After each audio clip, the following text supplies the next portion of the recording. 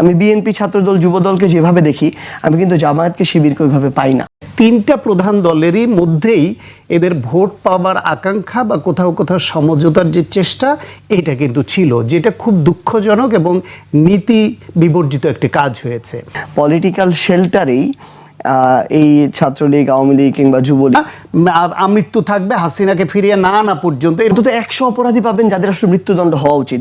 তারেক রহমান সাংঘাতিক জনসমর্থনে, আকাঙ্ক্ষা পূরণে নির্ভরতার জায়গায় এই জায়গাটা তিনি অর্জন করতে পেরেছেন।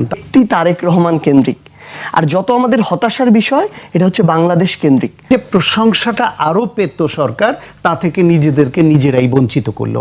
ওই এসআরএমদেরকে আবার এই ব্যাংকের মালিকানা ফিরিয়ে দেওয়ার মতো ব্যাংক অধ্যাদেশটা, রেজুলেশনটা তারা পাশ করার সকল প্রক্রিয়া রেডি করে ফেলে। সেই খুনটা বেড়েছে তাহলে গত 2-3 বছর, বা আওয়ামী লীগের আমল থেকে শুরু করে।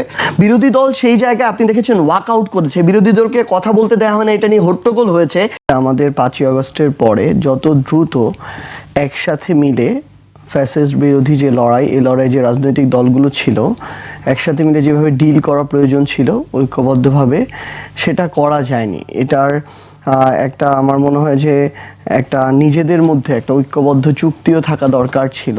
যারা বিগত 16 বছরে মানুষের উপরে সবচেয়ে বেশি শোষণ করেছে, নিপীড়ন করেছে, তাদের ক্ষেত্রে আমাদের কি অবস্থান হবে, এগুলো একটা এটা একটা সমঝোতার ভিত্তিতে, এটা একটা নিজেদের মধ্যে একটা চুক্তি থাকা দরকার ছিল।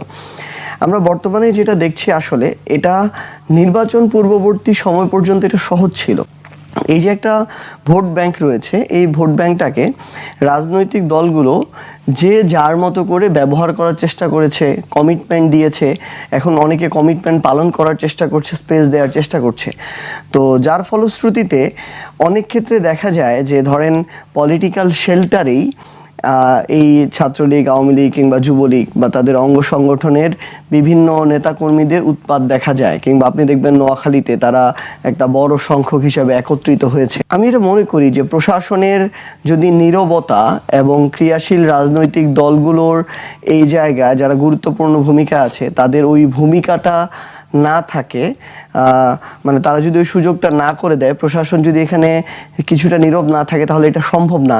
যে স্বাভাবিকভাবেই হয়তো আমরা এনসিপিও কিছু ভোট টানার চেষ্টা করেছি, জামায়াতও করেছে, বিএনপিও করেছে, কিন্তু এক্ষেত্রে খুব স্বাভাবিকভাবে বিএনপি সবচেয়ে বড় রাজনৈতিক দল হিসেবে এবং পাওয়ার পলিটিক্সের দীর্ঘ সময়ের যে দুই দলের যে একটা রাজনৈতিক লড়াই, এ লড়াইয়ের একটা বড় রাজনৈতিক দল হিসেবে বিএনপি এই ক্ষেত্রে এটা সবচেয়ে বেশি এই জায়গায় প্রভাব রেখেছে। এবং আপনি শেখ হাসিনার অসংখ্য টেলিগ্রামের ভয়েস দেখতে পাবেন, যে একদম নির্বাচনের পূর্ববর্তী সময়ে, ইভেন নির্বাচনের পরবর্তী সময়েও আপনি ভয়েস দেখবেন, যখন আওয়ামী লীগকে নিষিদ্ধ করা হলো, যেটার জন্য আমরা বিএনপিকে ধন্যবাদ জানাতে চাই, তখন কিন্তু দিয়েছিল যে বিএনপি তাদের সাথে প্রতারণা করলো, কথা রাখেনি, তারা সাপোর্ট দিয়েছিল বলে অনেকগুলো আসনে জিততে পেরেছে, নাহলে জিততে পারতো না। দলীয় জোটের এই জায়গায় এনসিপি ছিল, যারা অভ্যুত্থানের সামনের সারিতে ছিল, এবং যাদের সামনের সারিতে থাকার ওই অভ্যুত্থানের যে লড়াই, আমরা সবাই মিলে একসাথে যে লড়াইটা করলাম, এখানে আওয়ামী লীগের পতন হলো, খুব স্বাভাবিকভাবে আমাদের প্রতি তাদের সমর্থন থাকবে না। এবং একই সাথে যে আমাদের সাথে তাদের একটা ঐতিহাসিক দ্বন্দ্বের জায়গা আছে, সেই জায়গা থেকে এই যে আমাদের যে 11 দলীয় জোট, এই জোটের প্রতি তাদের সমর্থন ছিল না। এটাই হচ্ছে খুবই স্বাভাবিক বিষয়। তো এই কমিটমেন্টটা বা এই ভোটগুলো বিএনপির কাছে গিয়েছে আসলে। কিন্তু এটাও আবার আরেকটা জিনিস আছে, যে এখানে দুইটা লেয়ার আছে। একটা লেয়ার হচ্ছে যে প্রার্থীটা কিংবা তার সংশ্লিষ্ট গুরুত্বপূর্ণ কয়েকজন মানুষ, 2-4-5 জন যারা পাওয়ারফুল পলিসি মেকার ওই নির্দিষ্ট জায়গার, তারা এই কমিটমেন্টের ভিত্তিতে নির্বাচন পরবর্তী সময়ে অনেক বড় বড় আওয়ামী লীগের নেতার জামিন হয়ে গিয়েছে। আমাদের মহাসচিব সাহেব, একদম উইথ ডিউ রেসপেক্ট, তিনি অ্যাকচুয়ালি শেষবার নির্বাচন করছেন এই বলে খুব ইমোশনালি মানুষের কাছে গিয়েছেন, ভোট চেয়েছেন, যে ওনারা একটা সাপোর্ট দিলেন। উনি জেলে ছিলেন, ওইখানে গিয়ে ওনার প্রতিনিধি গেল, কমিটমেন্ট হলো, সেই কমিটমেন্টের ভিত্তিতে ভোটটা তাকে দেওয়া হলো, তিনি বড় সংখ্যক একটা ভোটে বিজয়ী হলেন, এবং নির্বাচন শেষ হওয়ার 7 দিনের মধ্যে তার জামিন হলো। আসলে এরকম হয়েছে যে আওয়ামী লীগের যিনি এমপি ছিল, তিনি এলাকায় যেতে পেরেছেন, গিয়েছেন, আওয়ামী লীগের নেতাকর্মীদের খোঁজ নিয়েছেন, ফিরে এসেছেন রাতের আধারে, কিন্তু এটা তাদেরকে বিশাল একটা বুস্ট আপ দেয়।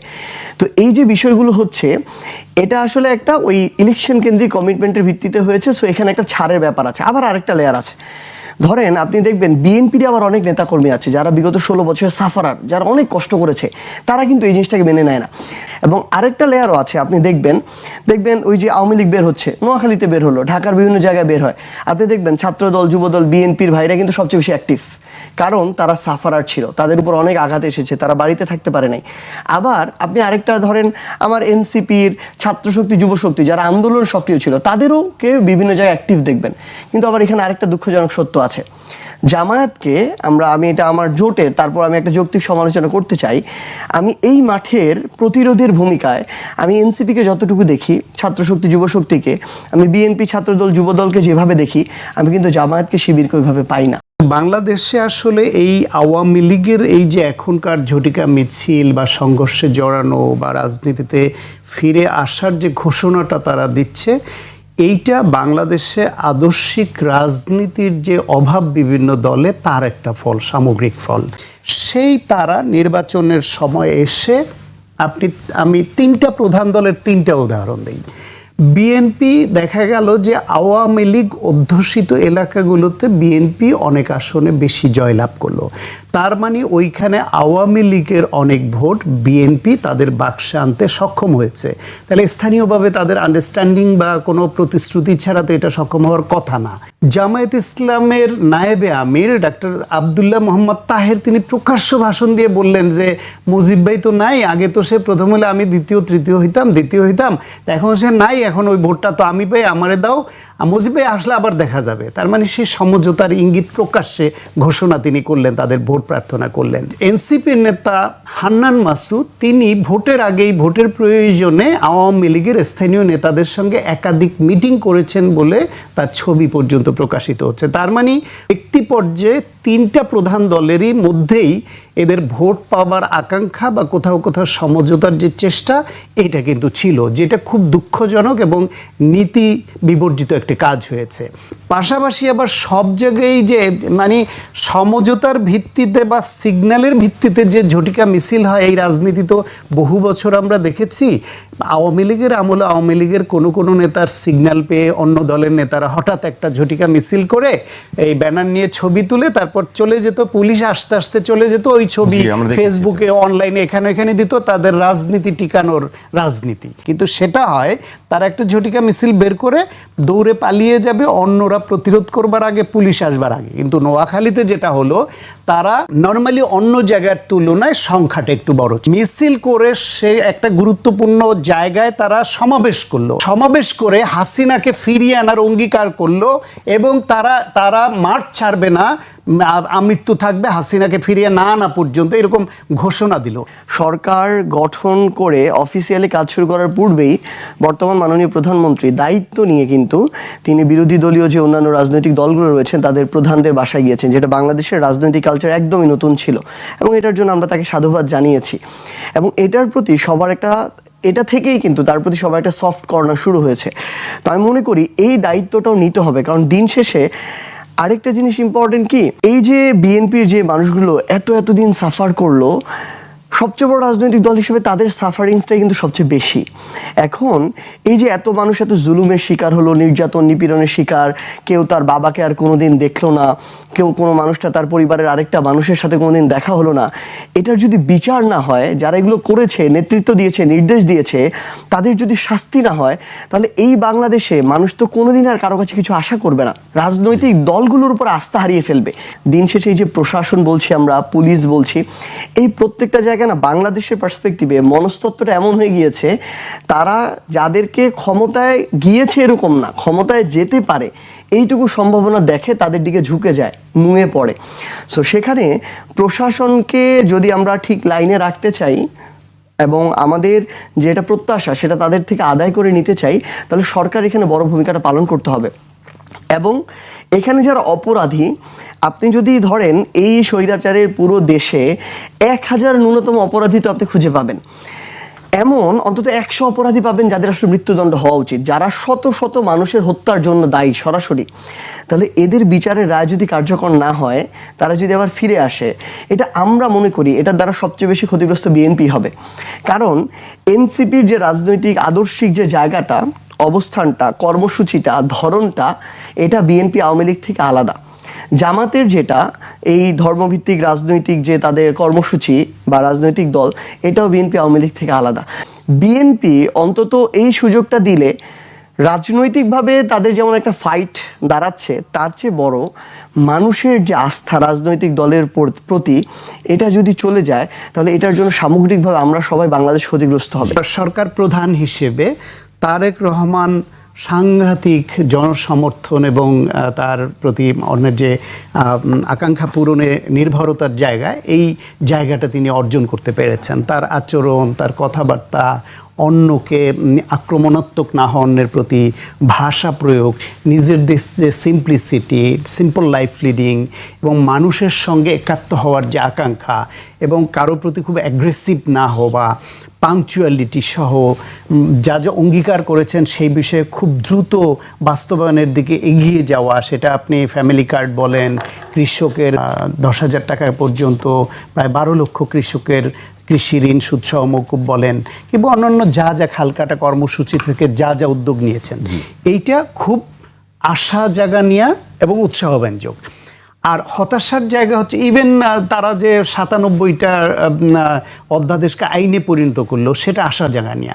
আবার পাশাপাশি যে কয়েকটা জিনিস তারা উল্লেখ করেছে, যে মানবাধিকার কমিশন, হিউম্যান রাইটস আইন কমিশন সহ বিভিন্ন বিষয়ে যেইগুলো বাতিল করা হলো অধ্যাদেশগুলো, এইখানে তড়িঘড়ি অধ্যাদেশ করে ওই অধ্যাদেশ করায় কোথাও কোথাও কিছু ত্রুটি বিচ্যুতি থাকতে পারে, কিন্তু সেটা সংশোধন করে যদি একবারেই পাশ করতে পারত, তাহলে যে প্রশংসাটা আরও পেত সরকার, তা থেকে নিজেদেরকে নিজেরাই বঞ্চিত করলো। পাশাপাশি বিএনপি বিশেষ করে মধ্যপন্থী উদার গণতান্ত্রিক একটি রাজনৈতিক দল, তাদের মধ্যে নানান স্রোত থেকে আসা নানান লোক আছে। এদের সবাই যে এত বড় দলে খুব সুবোধ হবে সেরকম আশা করাও ভুল। ফলে এদের মধ্যে কোনো কোনো অংশ থেকে দখলদারিত্ব, চাঁদাবাজি, এইসব অভিযোগগুলো আছে। তারা নিজের দলকে ক্ষতিগ্রস্ত করছে। নিজের দলের প্রধান এবং প্রধানমন্ত্রী যার আদর্শ অনুপ্রাণিত হয়ে দল করে, শহীদ প্রেসিডেন্ট জিয়াউর রহমান এবং বেগম খালেদা জিয়া, এদের প্রতি শ্রদ্ধা রাখছেন না। ফলে ওই জায়গাগুলোতে বিএনপিকে এখন নজর দিতে হবে। ফলে এই সরকারের প্রতি আশা জাগা নিয়ে অনেক জিনিস আছে, তাদের কিছু কিছু জিনিস নিয়ে সমালোচনা আছে, যেটা না হলে আরও ভালো হতো। সাংবাদিক, শিক্ষক, চিকিৎসক থেকে শুরু করে এমনকি বিভিন্ন বাহিনীর মরালি নষ্ট করে ফেলা হয়েছে। এরকম একটা নষ্ট হয়ে যাওয়া প্রবণতা সম্পন্ন একটা জনগোষ্ঠীকে নিয়ে আপনি চুরি, ডাকাতি, লুটপাট, টাকা পাচারকে একদম রাষ্ট্রীয় বৈধতা দিয়েছিল, প্রাতিষ্ঠানিক বৈধতা দিয়েছিল।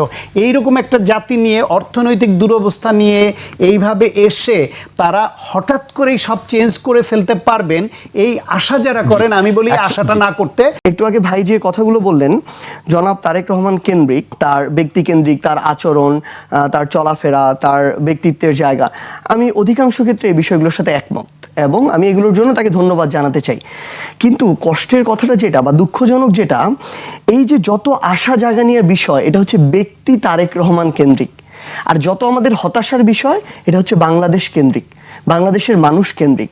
অনেক জায়গায় সরকার আমাদেরকে হতাশ করেছে। যেমন আপনি দেখেন, ধরেন আজকে বিসিবি নির্বাচন হচ্ছে, বিসিবি নির্বাচনে যদি আজকে 25 জন নির্বাচিত হয়, 22 জন কারা নির্বাচিত হবে এটা আরো 7 দিন আগে থেকে মানুষ জানে। প্রেসিডেন্টকে নির্বাচিত হবে এটা মানুষ জানে। তাহলে এই যে এভাবে দলীয়করণ করা হলো, এভাবে যে ক্ষমতার অপব্যবহার করা হলো, এভাবে যে নিজের আত্মীয় স্বজন, ছেলে মেয়ে তাদেরকে বসানো হলো, এটা তো আমরা প্রত্যাশা করি। আমরা ওই পরিবর্তনটাই চাই।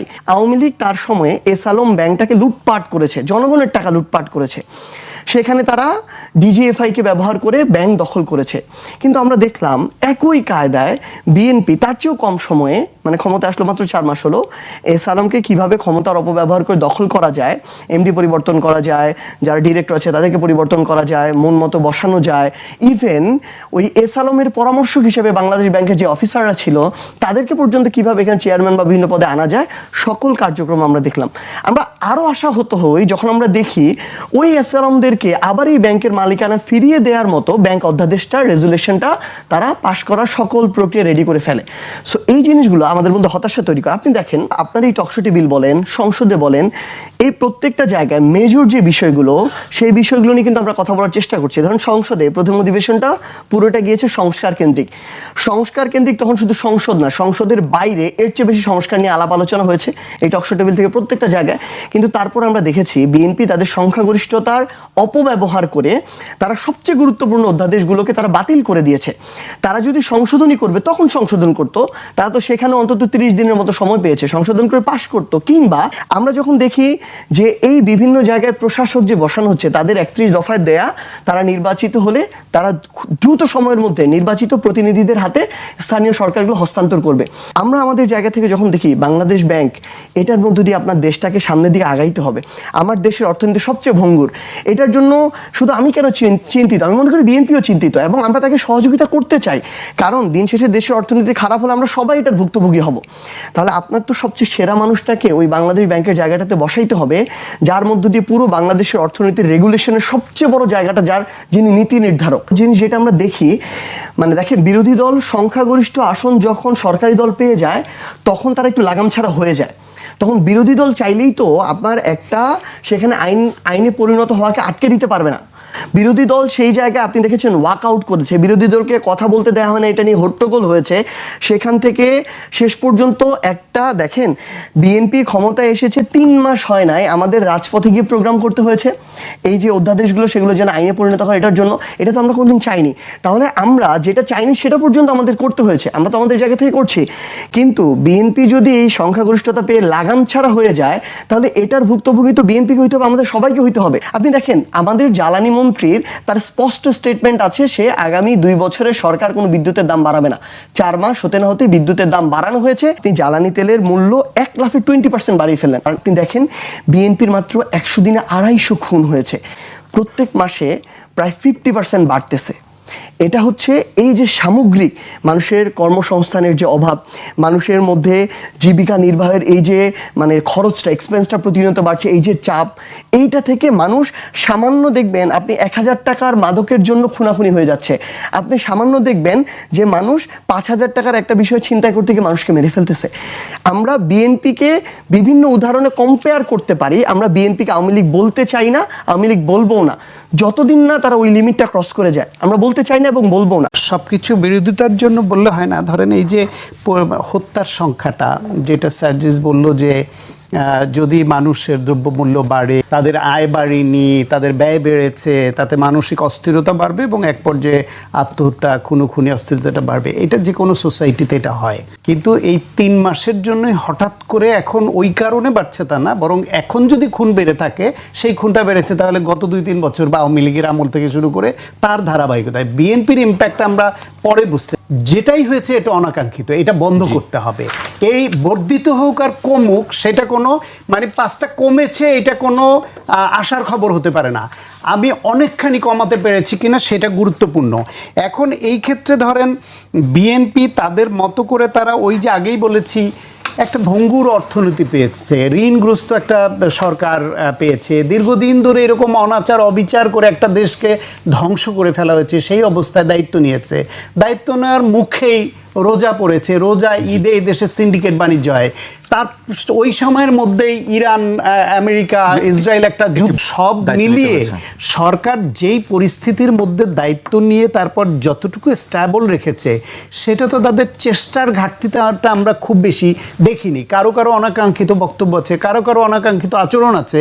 এটা সত্য হলো বিএনপি আশা জায়গা নিয়ে যেই জায়গাটা, সেটা হলো সে তার দলীয় কর্মী বাহিনী, নেতা বা কাউকে কোনো অপরাধে যুক্ত হলে প্রশ্রয় দিচ্ছে না। এই তাদের শাস্তির আওতায় আনার ব্যাপারেও কোনো অনীহা দেখছি না।